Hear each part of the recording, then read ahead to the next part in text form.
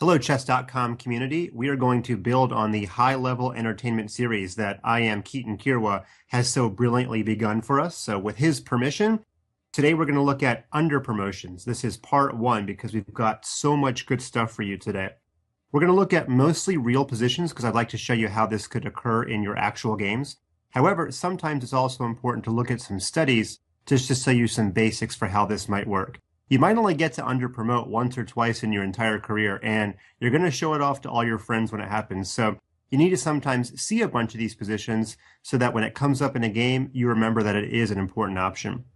So here we look at a basic rook and two pawn against rook endgame. Oftentimes, if you have an A and a C pawn, or on the opposite, an F and an H pawn, it's a draw, but not in this position because the white pawns have advanced so far up the chessboard. This position has actually occurred and its mirror form several times in real chess games. The winning method for white is to play rook up to d8.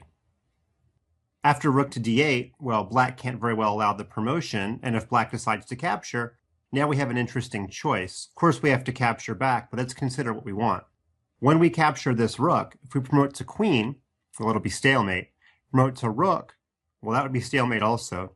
And if we promote to bishop, I'm sure you know that if we have a dark squared bishop and we have a rook pawn that's going to promote on a light colored square, that's a draw. Well, that only leaves one thing left, promotion to knight. And I hope you don't have your auto queen set up on chess.com because this would not work out well. We promote to knight, and in this position, this is a winning endgame. The king moves, we dive in, the king moves, and now all we have to do is orient the knight to control the promotion square. King moves over, we get the king out of there, and finally we advance the pawn. On the next turn, we promote to a regular queen, and we win the game. Let's take a look at another very basic under promotion that there's a good chance you've seen before. This is the famous Saavedra position. Many of you have seen it before, but it involves a cool under promotion. So for those of you that haven't, you definitely need to add this to your arsenal of chess puzzles. Okay, it's white to move and win. Obviously, if black is ever able to sacrifice for the pawn, it'll be a draw. Black is threatening rook to d6, and he'll do just that. So white's only move is pawn to c7. The black rook obviously can't control the promotion square on the next turn. So black's only recourse is to begin a series of checks.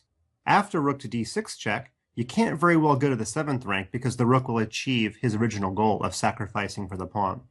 You can't also cross over to the c file because the rook will come back to d1. Then he'll cross to the c file and he'll at least be able to sacrifice for the pawn. So that really only leaves the move king to b5. Black continues his series of checks, and for all of the same reasons that we saw before, we have to keep on traveling down the b file.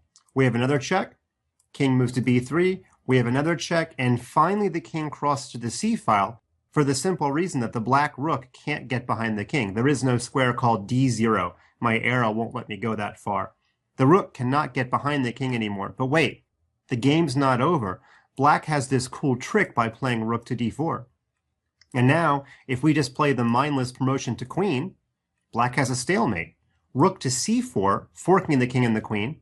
And, of course, the only way to not lose your queen and not lose the game is to capture, and it's stalemate. Okay, not a big surprise because this series is called Under Promotion. We've got to promote to something else. Now, promotion to rook might just look like your basic rook against rook draw. But surprisingly, the black king is in such bad shape, it's still a win. White's threatening rook to a8, which is going to be mate after black blocks. The only way for black to stop that is to put his rook on the a file, and now white has a winning move. Let's see if you can find it.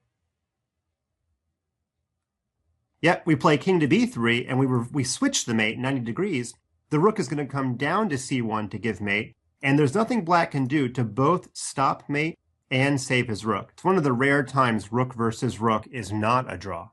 So we've seen a couple of examples here already. I'd like to give you 3 times when under promotion is a part of chess. First of all, you sometimes have to under promote to avoid stalemate. We saw that in the first problem. Secondly, sometimes you need to under promote because of the knight's unique power. We're going to take a look at some more examples of that in part 1 and part 2. And the third time you might under promote would be just to be fancy. Okay, we're not really going to look at examples of that because they're not terribly instructive, but you know what I'm talking about. There are positions where promotion to rook on the last rank would be an immediate checkmate, but promotion to queen would also be checkmate. Today, we're only going to look at examples where you absolutely have to under-promote to something. Let's take a look at our next example. And this next example is yet another study. I promise we'll get to real games in just 1 minute. This study has a lot of beauty to it, and it's definitely one that you're going to show off to your friends if you think they haven't seen it before. This is white to move and win. You might notice right away there's a potential for a discovered attack on the queen. So the first move is not very hard to find. Bishop to h7 check, but the fun is just getting started. Okay, let's take a look at some of black's options. It looks like black's just going to take the bishop, and now white needs to find a way to win. Well, if you promote to queen, that wouldn't fit the puzzle very well. Promotion to queen is not going to win because it's not check. In fact, black has good chances to win. Black will just come down and take your rook, and then white is probably in bad shape. So in this position, we have to promote to knight. This is one of the times where the knight's unique power is really important. And this is actually a pretty simple win. The fork causes the king to move, and after we play knight takes queen, rook and knight versus bishop is a win, even if you lose your pawn. Okay, let's go back. Now, if that was the entirety of the puzzle, that wouldn't be half the beauty that I was referring to. If we play bishop to h7 check, black is not obligated to take our bishop. He's got a couple other choices that are surprisingly important. Let's say black's king moves to the h8 square, and we promote to queen mindlessly. Okay, the king's going to take our bishop, but now this position is interestingly not a win for white, even though black's queen is hanging. If we play rook takes queen, it'll be stalemate. This is one of the other reasons we said that under promotion was sometimes important. The queen is too powerful here and is taking away too many squares for the black king to move to, and of course the rook pins the bishop. Let's go back. In this position, after he takes our bishop, if we don't take his queen, and we instead save our rook somehow, we're going to be subject to a series of endless checks. There's no protection for our king, and the queen's going to dive in and just check us all over the place. So let's go back. If the king moves to h8, we've already seen capturing the rook and promoting to queen is not a win. This is a time where we actually have to promote to a rook. Now it still gives check, that's important because we need the king to move, and when the king does move, now when we take the queen, it's not stalemate because the king has one square and that's all we need him to have. We'll take his bishop on the next turn. In fact, I believe it's mate in one. Rook on d takes and we have our checkmate. Let's go back. We're still not quite done though, folks. After bishop h7 check, we've talked about this move, we've talked about this move, and now we need to talk about the move king to g7. Now think about what we've done so far. We've promoted to knight, we've promoted to rook. What do you think the right answer is now? Well, of course, we have to promote to bishop. None of the correct answers in this puzzle involve promoting to queen. That's what makes it so beautiful. Okay, we got our check. That's important. Now, no matter what the king takes, either bishop, we take the queen, and that results in a theoretically winning position. Okay, we can take either bishop, rook takes queen is a win. I'd like to point out that when the king goes to the square g7, promotion to queen still does not win based on a previous idea. King takes bishop, and we still cannot take the queen because of stalemate. This position is really interesting, as I said, because we never promote to queen. There's actually a very famous chess puzzle that people attempted to solve for years and years. They tried to create a puzzle where if black promotes to a certain piece, the winning method for white is to promote to that exact same piece. There are some puzzle composers who spent 20 or 30 years of their life trying to compose a puzzle where this was the solution.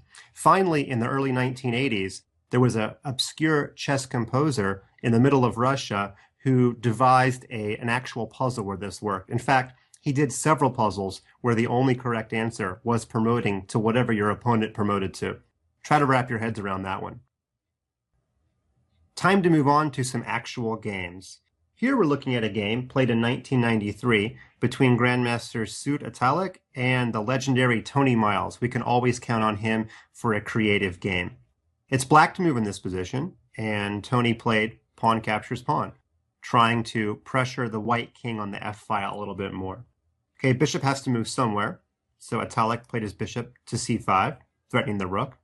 And now comes a great move. I'm sure it took a lot of calculation to make sure that this worked, but Grandmaster Miles played pawn f3.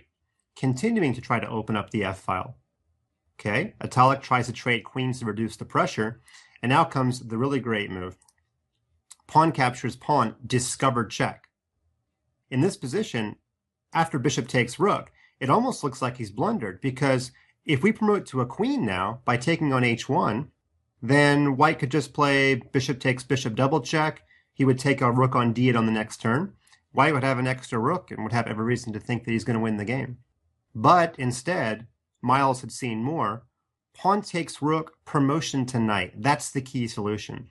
And in fact, now white loses pretty much all of his pieces, because if the king tries to avoid the e-file by going to g1, well, he's just out of squares. Bishop comes to d4, and it's mate in one once white blocks with his queen. And if the king tries to crawl out by going anywhere on the e-file, let's say e2 or e3 or e1, doesn't matter, we'll pick one. Rook takes queen is check, and when the king moves again, well, we don't want to go to the f-file because he'll take the bishop with check. And if we go to the d-file, there's probably several ways to win, but if you just take the bishop, even if you lose your own bishop, you get this bishop, 2 extra pieces is an easy win. So in fact, after promotion to knight, white simply resigned. Of course, black had to see this entire idea before playing pawn f3 several moves ago. So knowledge of under promotion is what got black the quick victory here. We've got one more example today. After a long queen and pawn endgame, white is trying to figure out how to both safeguard his king and get his pawn to the other side. But look at black's defense.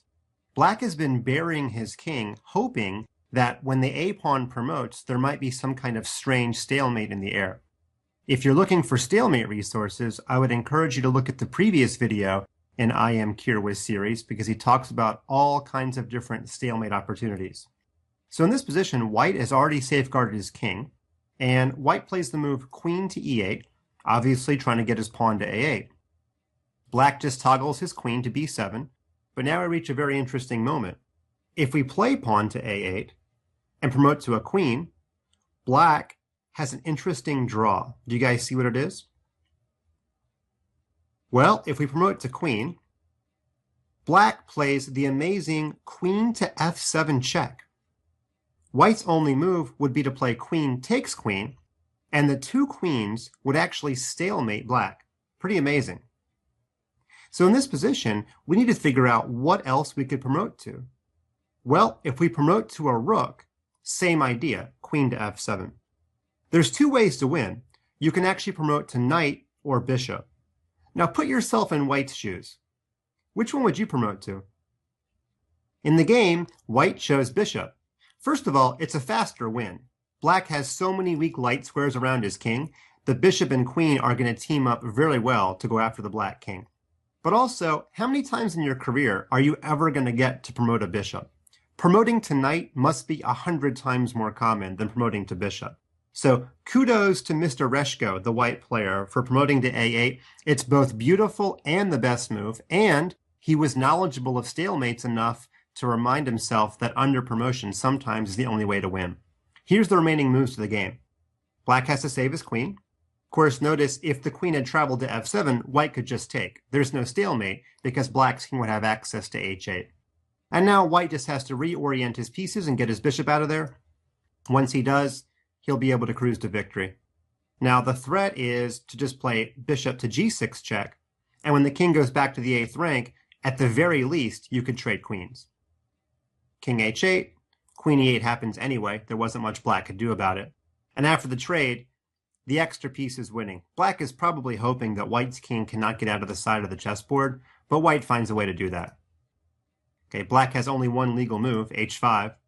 King takes, bishop toggles again, king returns to g6, and black threw in the towel. There's many ways for white to win.